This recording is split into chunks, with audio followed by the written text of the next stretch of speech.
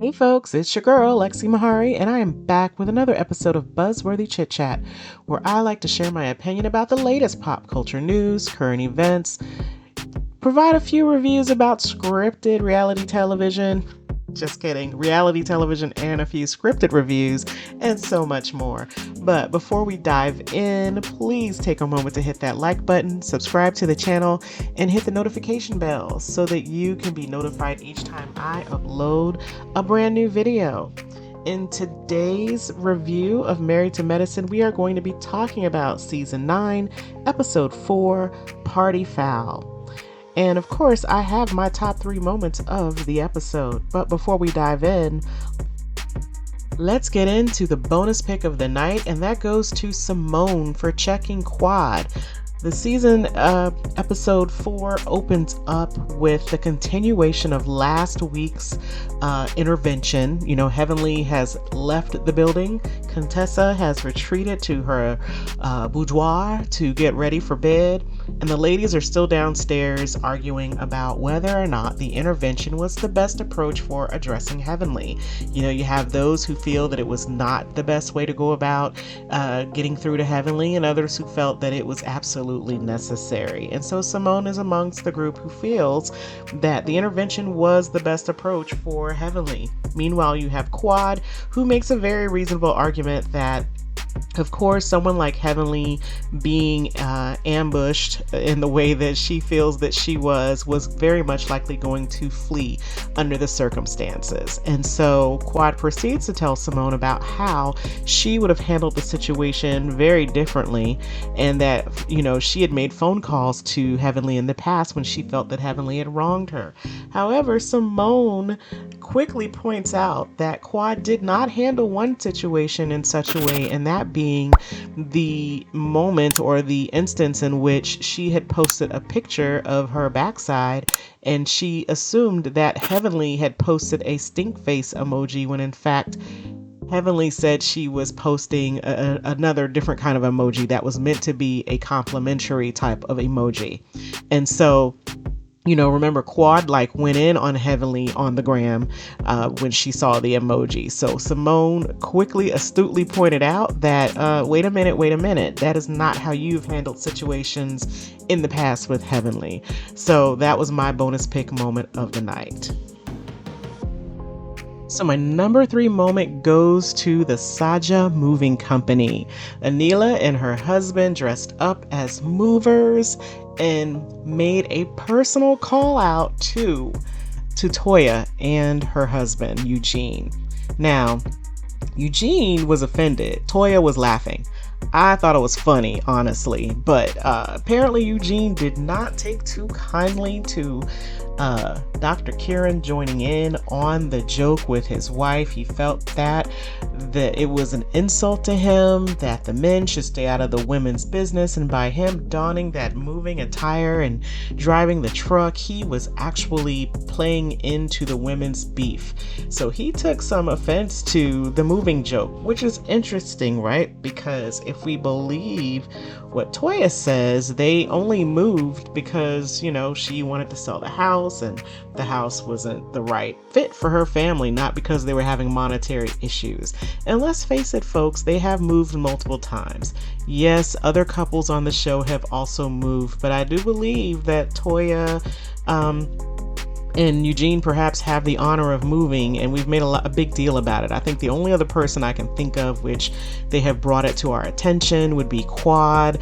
Yes, Dr. Jackie moved, but you know, they were upscaling and she was building out her house, and they are still in their house as far as I know. So, you know, we know that, yes, other people on the show have moved, but there's a big to-do around Eugene and Toya with the number of moves that they have made and will make, I believe, in the future, as, you know, Toya looks to build yet another house.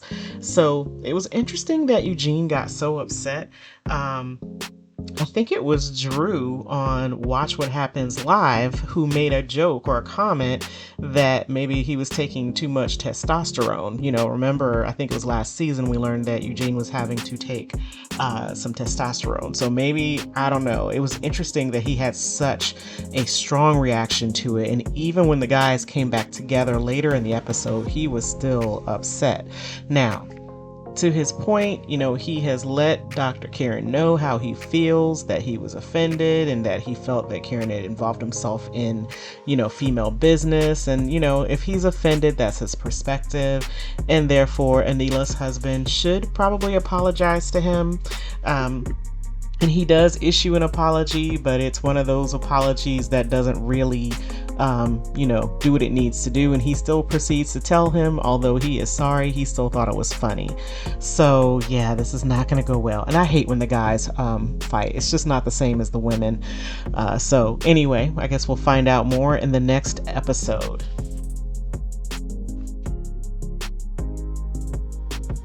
My number 2 moment of this episode goes to Dr. Damon. My goodness, Dr. Damon is definitely the yin, the yin to her yang. He definitely balances Heavenly out in so many ways.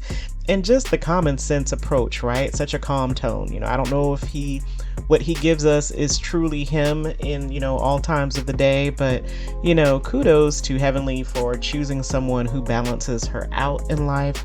But Dr. Damon gives Heavenly some sound advice that she really needs to consider, and that being that she has to be aware that once she puts it out there, she can't take it back. And, she is definitely on a platform where she is very popular. People listen to what she has to say. They definitely take away what she is saying oftentimes as word of gospel, because she is close to the women in ways that the general public is not. Now, I say, as I said in my last video, last week's episode, I don't feel that Heavenly said anything that was that horrific about Contessa. Now, Quad may have some beef, but I don't think Contessa has the same level of beef as Quad does at this stage. I think if she's truly heard about, Heavenly saying anything about her, it's just probably that she said anything about her, right? That she spoke on her. But I don't think what Heavenly said was that hurtful for Contessa in the same way that it might have been for Quad. But anyway, my number 2 moment, going back to Dr. Damon, in which he shares with her, reminds her that she is a leader, amongst the ladies, because he's right. She is among those who have been on the show for the longest, but they all have, I guess, in some ways. I think Contessa and Anila technically are the newer cast members when you look at, who's been there all along. But I like his approach, in which he is basically encouraging her to really think through what it is she says, maybe step into her role a little bit better. As she said, he does not really get involved in the ladies stuff. So I appreciate that he did not belittle Contessa, that I think he gave Contessa her grace to feel the way she feels about how Heavenly has handled things. And he gave Heavenly some pretty sound advice. So that's my number 2 moment of the episode. So my top pick of the episode is Heavenly's rumors about Quad.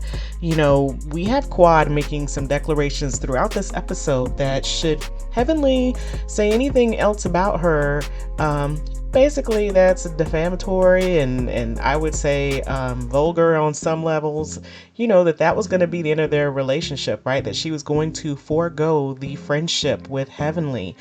And so I don't know how much of this is creative editing or, the producers doing what they do. But, at the end of the day, Heavenly said these things at some point or another, right?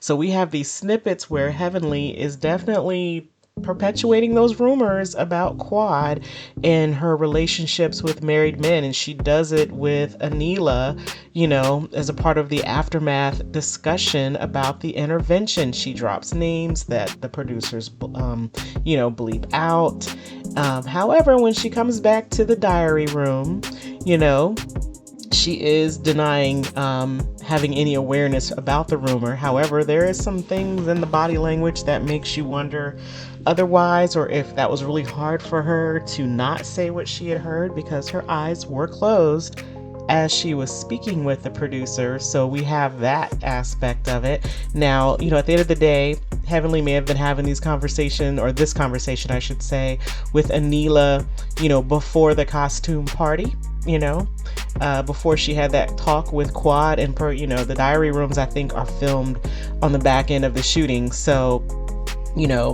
after that conversation, maybe that's why we have Heavenly saying what it is she said. I have not seen Heavenly's recap of the show, so she probably straightens it out there. But I just thought, wow, are the producers being shady, or what's going down? But yeah, I thought that was interesting. We had a Phaedra moment. That's what I call that. If you think back to Roa, when Phaedra was telling two of the cast members about Candy and Shamia, right? She was whispering it, doing hand motions, and that kind of led to a pretty gnarly, nasty outcome in the end, right? That was the season of the lies.